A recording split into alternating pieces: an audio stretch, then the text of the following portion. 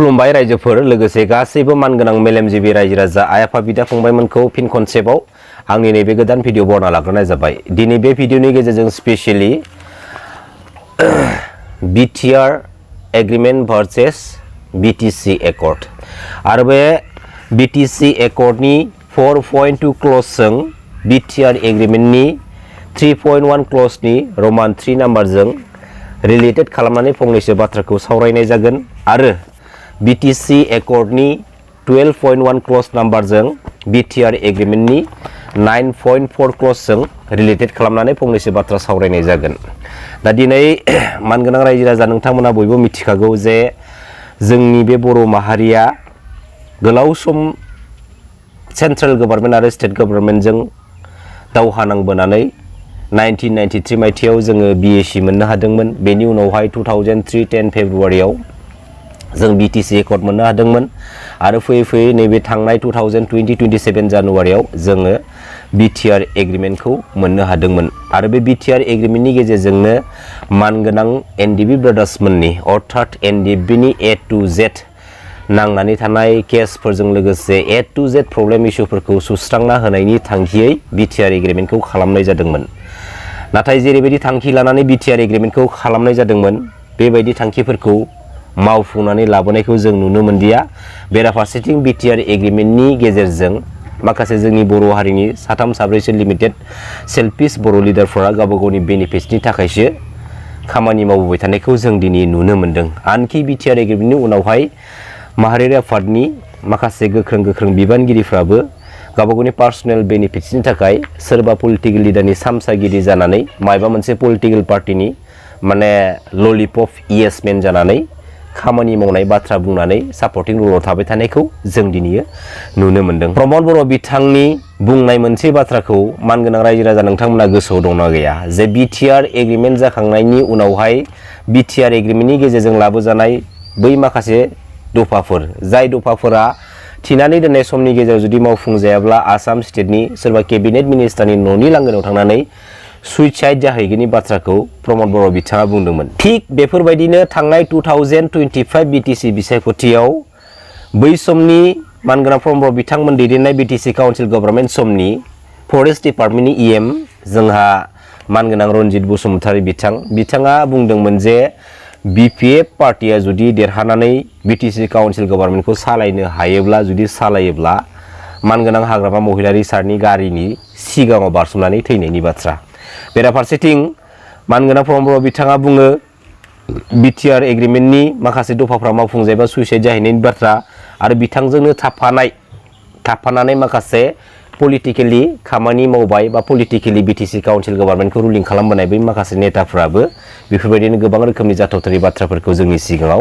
फोस्रावनानै गालांदोंमोन। दा दिनै मानगोनां रनजित बसुमतारी बिथांनि बाथ्राखौ जों जुदि बुंनो थाङोब्ला मानगोनां रनजित बसुमतारी बिथाङा थांनाय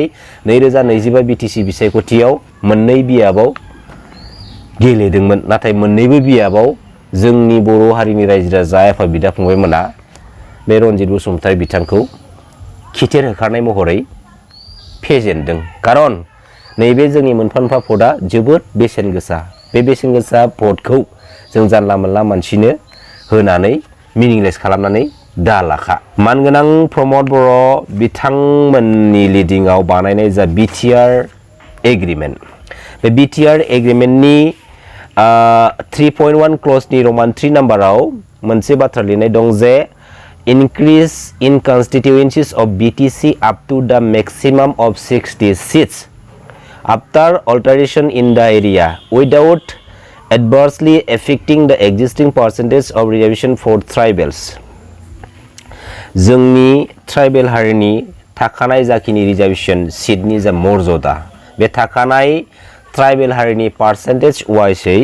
बे जोंनि BTC काउन्सिलाव 60था समस्थिफोरखौ बारायनाय जागोन होननानै बुंदों आरो बेराफारसेथिं BTC एकर्डनि 4.2 क्लजआव मा लिरदों जे a provision will be made in para 2 bracket 1 of the 6th schedule for increasing the number of members of BTC up to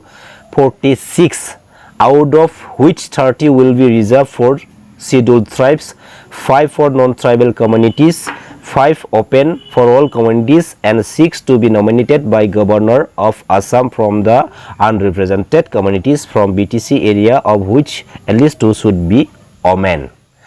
दा बेवहाय BTC एकर्डनि गेजेरजों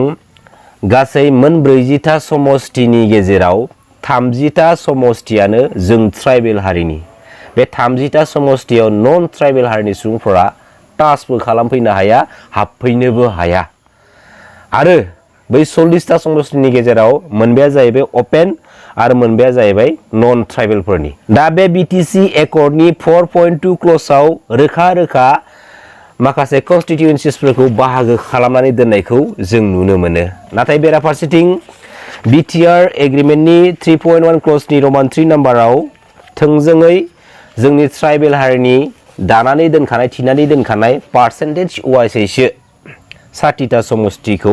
माने बारायनाय जागोन अब्ला जोंनि ट्राइबेल हारिनि जोंनि बे आसाम स्टेटआव जोंनि थाखानाय जिखिनि रिजार्वेशन पार्सेन्टेज वाइसै जों 10% मोनो 10% दा गमामायैनो जुदि 60टा समष्टिखौ जोंनि बे BTC काउन्सिलाव जुदि बारायनाय जायोब्ला आरो बे बारायनाया जुदि BTR एग्रीमेन्ट बायदिनि जितु 3.1 क्लजनि रोमान 3 नाम्बारनि बायदि जुदि जायोब्ला आरो थाखानाय जोंनि ट्राइबेल हारिनि ST रिजार्वेशन बायदि जुदि जायोब्ला बे 60टा समष्टियाव जों 6टाल' मोनगोन जुदि गमामायैनो जुदि बेफोरबायदि जुदि थांमारोब्ला दा जोङो जोंनि बे BTC काउन्सिलाव 60टानि गेजेराव जोंसो दिनै 6टाल' मोनोब्ला अब्ला दिनै जाय BTC काउन्सिल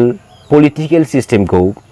5,000निबो बांसिन बर' फिसाफ्रा दिनै थै होनायनि उनावसो मोनदों 20,000निबो बांसिन बर' फिसाफ्रा जोबथेसालियाव थानांनायनि उनावहाय आरो दिनैसिमबो थानांगौ जानानै फैदों बेनि उनावहाय जों BTC काउन्सिल पलिटिकेल सिस्टेमखौ मोनदों अब्ला गमामायैनो बेफोरबायदि जुदि 6टाल' सिट जुदि मोनोबा जोङो बै बेसेबांबा गोलाव समनिफ्राय दावहा नांनानै मोननाय जाखिनि जोंनि सिस्टेमनि थासारिफोर बिनि बेसेना बहा थांगोन आरो जाखिनि मोनथाय थामोनथाखौ जों दिनैनि बे समसिमहालागै मोननो हाबाय आरजिनो हाबाय बै आरजिनो थांनायाव जायफोर बर' फिसाफोरा गावबा गावनि बेसेन गोसा जिउखौ दावहा नांनानै बावसोमलांदोंमोन बै गावसोरनि गोथार जिउमाखौ बावसोमलांनाय बर' हारिनि जोहोलाव जोहोलावजोफोरनि बेसेना बहा थागोन दा दिनै जोबोद साननो गोनां बाथ्रा मानगोनां रायजो राजा नोंथांमोन दा बे BTR एग्रीमेन्टनि 3.1 क्लजनि रोमान 3 नाम्बाराव जिहेतु 60टा समष्टि बारायनाय जागोन दा दिनै 60टा समष्टि बारायनाय जायोब्ला दिनै नन STआ मोनबेसे सिट मोनगोन ओपन सिटआ मोनबेसे जागोन जोंनि ST रिजार्वेशन सिटआ मोनबेसे जागोन बेवहाय BTC एकर्डनि बायदि रोखा रोखा मेनसन खालामना दोननायखौ जों नुनो मोनाखै खालि जों मोनसेल' बाथ्राखौ मेनसन खालामना दोननाय जों नुनो मोनदों जे मा होनदों बेयाव without adversely affecting the existing percentage of reservation for tribals साननो गोनां बाथ्रा मानगोनां रायजो राजा नोंथांमोन लोगोसे जोंनि बर' हारिनि गेजेराव दिनैनि समसिमहालागै आरो फैबाय थानाय जेसेबांखिनि इयुथ जेनेरेशनफोर दं आपकामिं इयुथ जेनेरेशनफोर दं दा BAC एकर्डनिफ्राय लानानै BTC एकर्डसिम BTC एकर्डनिफ्राय लानानै BTR एग्रीमेन्टसिम जेसेबांखिनि माने मेमोरेन्डाम अफ सेटेलमेन्टनि जाखिनि लिरनाय बाथ्राफोर दं बेफोरखौ मोजां स्टाडि खालामनो नाजा लोगोसे मोनदांथिनाय माखासे सैथो बाथ्राफोरखौ आरो माखासे लाखुमानानै दोननाय सैथो बाथ्राफोरखौ जुदि नों हमदांनो हादोंब्ला बै माखासे सैथो बाथ्राफोरखौ बर' रायजो राजा आइ आफा बिदा फंबायमोननिसिम बे ससियेल मिडियानि थ्रुयैनो फोरमायहरनो नाजालां आरो जेब्लायबो जोंनि बर' माहारिनि इयुथ जेनेरेशनफोरखौ बर' माहारिनि रायजो राजा आइ आफा बिदा फंबायमोननि सेराव जों जुदि सैथो बाथ्राखौ फोरमायनानै होलांनो हाबाय थायोब्ला दिनै एसे गाबोन एसे जों बेफोरबायदिनो मोनसे इउनिटिनि मोनसे प्लेटफर्माव खौसे जाफैगोन मानगोनां रायजो राजा नोंथांमोन खुगायाव खौसेथिनि बाथ्रा बुंबा जाया खुगायाव बर' हारिनि जै बर' बिमानि जै बेफोरबायदि बुंबा जाया दिनै खुगायाव बड'फानि आदर्शनि बाथ्रा बुंनानै गावबा गाव बेक्तिगत सार्थनि थाखाय खामानि मावग्रा बर' हारिनि बिखायाव गोबां लिडारफोर जोनोम जाबाय जायफोर लिडारफोरा गावसोरनि गांनाय उखैनायनि थाखायल' बर' रायजो राजा आइ आफा बिदा फंबायमोननि सेराव थांनानै गोबां रोखोमनि गोदै गोदै बाथ्रा बुंफैयो आरो गावसोरनि मोनखांनायनि उनावहाय बै जोंनि बर' हारिनि रायजो राजा मानगोनां रायजो राजा आइ आफा बिदा फंबायमोनखौनो नेवसिफिननाय माखासे नुथायफोरखौबो जों नुनो मोनो दा बे समाव मोनसे बाथ्रा बुंगोन आङो जों दिनै गोलाव सोमावसारबोनायनि उनाव जिहेतु जों मोनसे BTC काउन्सिल पलिटिकेल सिस्टेम मोनदों आरो बे BTC एकर्डआ स्पेसियेलि जों बर' हारिनि थाखाय मोनसे मोस्ट इम्परटेन्टसिन दा बे समाव जिहेतु जोंनि बर' हारिनि मोनसे थांखिया आद्रा जानानै दङ थांखि आरो सिमां सेपारेट स्टेट बड'लेण्ड सोरजिनायनि दा जों बे सेपारेट स्टेट बड'लेण्डखौ सोरजिनांगौब्ला बुहुमनि साफ्रोम बर' फिसाफ्रा इउनाइटेडलि मोनसेल' भइसनि स्ल'गान होनांगोन आरो जों जेब्लायबो मोनसे प्लेटफर्माव थानानै इउनाइटेडलि जोङो आवगायलांनो नाजानांगोन आरो जोंनि आद्रा जानानै थानाय जा सेपारेट स्टेट बड'लेण्डनि जा सिमां जा थांखि बे थांखि आरो सिमांखौ जोङो बे BTC काउन्सिल पलिटिकेल सिस्टेमनि माखासे पलिटिकेल सिस्टेमनि पावारफोरखौ बाहायनानै जों लाबोनो हागोन नामा बे माखासे सिस्टेमफोरखौ बर' हारिनि गेजेराव जेसेबांखिनि इन्टेलेक्चुयेल मेलेमजिबि लिडार्सफोर दङ सिक्रेटलि मोनसे मेल मिटिंनि गेजेरजों डिसिसन लालांनायनिसो दा समा जोबोद इम्पर्टेन्ट नाथाय बे BTC काउन्सिल पलिटिकेल सिस्टेमनि गेजेरजों बे बाराव दिनै BPF बादि रायदों मोजांनि बाथ्रा आरो BPFखौ बर' हारिनि रायजो राजा आइ आफा बिदा फंबायमोनानो माखासे सार्थनि थाखाय दिनै थुलुंगा होदों बा आरो बै बर' रायजो राजा आइ आफा बिदा फंबायमोननि जा मोनसे गोथार हेफाजाब होनाय सार्थखौ BPF हान्जानि साफ्रोमबो मावथिफोरा लिडार्सफोरा सन्मान होलांनो रोंनांगोन दा फैबाय थानाय समाव जिहेतु जोङो जोंनि आद्रा जानानै थानाय सिमां थांखि बड'लेण्ड सेपारेट स्टेटखौ जोंनो नांथारगौ आरो सेपारेट स्टेट बड'लेण्डखौ जोङो सोरजिनो हाब्लासो बे बुहुमाव जोंनि बर' माहारिखौ गेरेमसा माहारि महरै दानानै गालांनो हागोन जेब्ला समसिमहालागै जों सेपारेट स्टेट बड'लेण्डखौ सोरजिनानै लाबोनो हाया अब्ला समसिमहालागै जों मालाबाबो जोंनि बर' माहारिखौ गेरेमसा माहारि महरै दानानै गालांनो हाया आरो बे बाथ्राखौ बुहुमनि साफ्रोमबो मानगोनां रायजो राजा आइ आफा बिदा फंबायमोना मोजाङैनो मिथिखागौ दा दिनैयो पलिटिकेल माखासे पावारफोरखौ जों बाहायनांगोन आरो जुदि जों पलिटिकेल माखासे पावारफोरखौ जोंनि आद्रा जानानै थानाय थांखिनि थाखाय जों जुदि बाहायनांगौब्ला जोंनि बे BTC काउन्सिल पलिटिकेल सिस्टेमाव जोंनि माहारिनि गोख्रों सेन्टिमेन्टेल गोनां बर' हारिनि आद्रा जानानै थानाय सिमां आरो थांखिनि सेन्टिमेन्टेल गोनां बड'फानि गोथार आइडिय'लजि फिल'सफिखौ फल' खालामग्रा अरायसम सिबिग्रा सासे गोख्रों लिडारनि गोनांथि दङ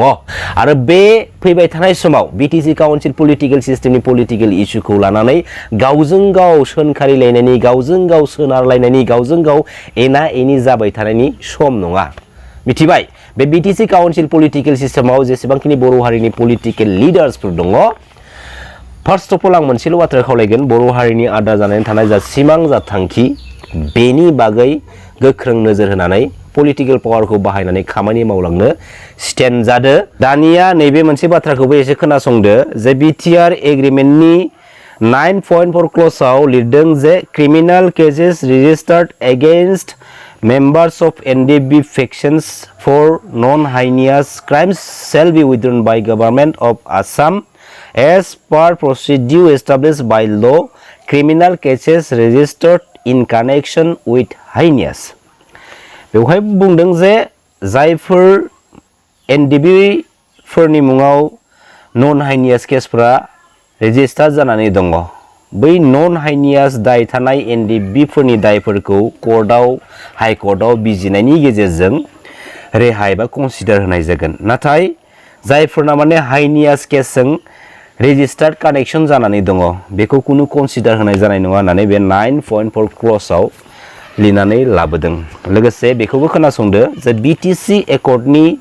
12.1 क्ल'जआव मा लिरदों The BLT would join the national mainstream and chant path of violence in the interest of peace and development after the formation of the interim council of BTC. BLT will dissolve itself as an organization and surrender with arms within a week of swearing in of the interim council. The state government would provide full support to relief and rehabilitation of the members of BLT who would surrender with arms in this process in accordance with the existing policy of the state. Financial support in such cases, however, shall be limited to be provisions of the scheme preferred and funded by the government of India. Withdrawal of cases against such persons and those related to overground Bodo movement since 1987 shall be considered according to the existing policy of the state of Assam. दा बेवहाय मोनसे बाथ्राखौ जोङो फारागथि खालामनानै बाथ्रा बुंनोसै मानगोनां BLT ब्रादार्स मोननि A to Z प्रब्लेम इस्युफोरखौ सुस्रांना होनायनि थांखियै 2003 10 फेब्रुवारियाव BTC एकर्डखौ खालामनाय जादोंमोन आरो बे BTC एकर्डखौनो 6थि फारिलाइनि 6 शेड्युलनि मोनथाय मर्यादा होनानै एकर्ड खालामनानै लाना फैनाय जादोंमोन। जाय 6 सिडुलनि बाथ्रा 6थि फारिलाइनि बाथ्रा होननाय लोगो लोगोनो भारत हादरनि दानानै दोननाय संबिधान बायदिब्ला बे जोंनि प्लेन एरियायाव हाजो हाला गैयै जायगाफ्राव बे 6 सिडुलनि मोनथायखौ जों मोना। नाथाय अब्लाबो मानगोनां बिटि ब्रादार्समोननि BTC एकर्डनि गेजेरजों 6 सिडुलनि मोनथायखौ जोंनि बे BTC एकर्डनि गेजेरजों लाना फैनाय जादों। जायनि थाखाय मर अट'नमि जायखौ बुङो जेब्ला समसिमहालागै जों सेपारेट स्टेट बड'लेण्डखौ मोननो हाया आरो मोनागौ मानि बै समसिमहालागै जोंनि बर' माहारिखौ स्पेसियेलि बे BTC एकर्डनि गेजेरजों लाबोजानाय माखासे एडमिनिस्ट्रेसन पावार एन्ड फांसनफोरानो जोंनि माखासे बर' हारिनि सिस्टेम थामोनथाफोरखौ मोनसे गोख्रों बान्दोजों अरायसम खानानै दोनबाय थागोन। दा बेवहाय जिहेतु मानगोनां बिटि ब्रादार्समोननि A to Z प्रब्लेमफोरखौ सुस्रांना होनायनि थांखियै BTC एकर्डखौ खालामनाय जादोंमोन। जेरैबायदि थांखि लानानै एकर्डखौ खालामनाय जादों बेफोरबायदिनो साफ्रोमबो मानगोनां बिटि ब्रादार्समोननि दाय दन्द'फोरखौ नांनानै थानाय केसफोरखौ BTC एकर्डनि थ्रुयैनो आरो उनावहाय लासै लासैनो सुस्रांनानै होजोबनायखौ जोङो नुनो मोन्दोंमोन। दिनै मोनसे बिग्रायारि हानजाफोरनि लुबैनाय नांनानै थानाय माखासे दाय दन्द'फोरखौ बा बिसोरनि माखासे लुबैनायफोरखौ सुस्रांना होनायनि थांखियै A to Z प्रब्लेमफोरखौ बिग्रायारि हानजाफोरनि A to Z प्रब्लेमफोरखौ सुस्रांना होनायनि थांखियै बै बिग्रायारि हानजाफोरखौ लानानै मोनसे पिस एकर्ड बा एग्रिमेन्ट खालामनाय जायो। नाथाय थांनाय 2020-27 जानुवारि BTR एग्रिमेन्टनि गेजेरजों जाय मानगोनां NDB ब्रादार्समोननि नांनानै थानाय केसफोरजों लोगोसे A to Z प्रब्लेमखौ सुस्रांना होनायनि थांखियै BTR एग्रिमेन्ट खालामनाय जादोंमोन। बे BTR एग्रिमेन्टनि उनावहाय फैखांनायनि उनावहायबो मानगोनां NDB ब्रादार्समोना गावसोरनि मुङाव नांनानै थानाय केसफोरखौ दंफां लाइफां बारि बागान हा हु दाउ अमा बोरमा फाननानै दिनैसिमबो हाइकर्टआव सुप्रिम कर्टआव केस गेलेहैबाय थानाय माखासे नुथायखौ जों नुनो मोनगासिनो दङ। अब्ला दिनैयो BTR एग्रिमेन्टनि मिनिङा बहा थाखो आरो BTR एग्रिमेन्टनि उनावहाय मानगोनां NDB ब्रादार्समोनखौ गोबां रोखोमनि पलिटिकेलि नन पलिटिकेलि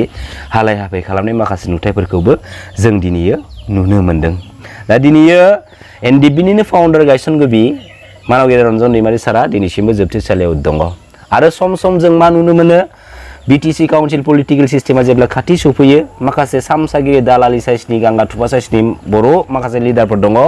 जायफोर माखासे लिडारफोरा मालाबा समाव बड'फानि माखासे गोथारथिखौ लानानैब्लाबो गावबागावनि पलिटिकेल क्रेडिट लानो नाजानाय आरो मानगोनां रन्जन दैमारि सारमोननि माखासे मुंफोरखौ लानानैबो गावबागावनि पलिटिकेल क्रेडिट लानो नाजानाय माखासे नुथायफोरखौ जों नुनो मोनगासिनो दङ। आरो जायफोर सुबुंफोरा जोंनि बर' हारिनि माखासे गेदेमाफोरनि गोथार बेसेनखौ गावबागावनि पलिटिकेल सार्थबादिनि थाखाय गावनि पार्सनेल सार्थबादिनि थाखाय बाहायनो नाजाबाय थागोन बै बर' फिसाफोरखौ जोंनि बर' हारिनि बिखायाव जों मालाबाबो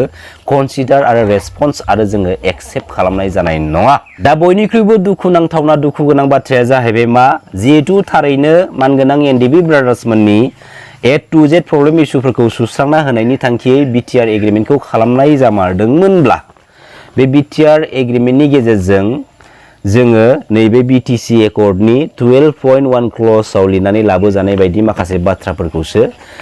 जों नुनो मोननांगौमोन। नाथाय बेनि उल्थायै जों मा नुनो मोनदों जाय मानगोनां NDB ब्रादार्समोननि जेंना जेथोखौ सुस्रांना होनायनि थांखि BTR एग्रिमेन्टखौ खालामनाय जादों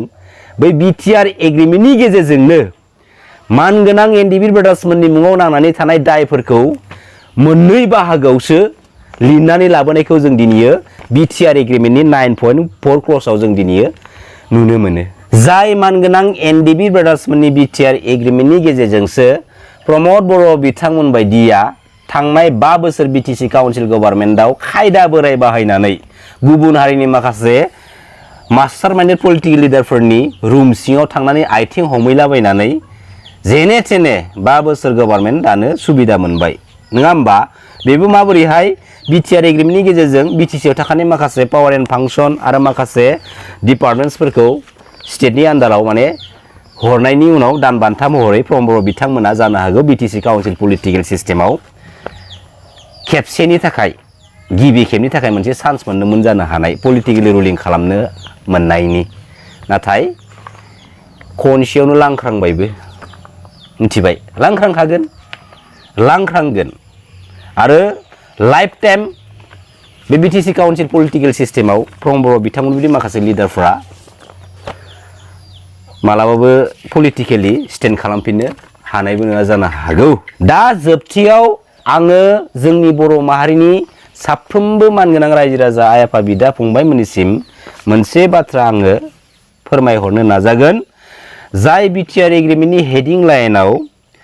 comprehensive and final solution to their demands while keeping intact the territorial integrity of the state of Assam होननानै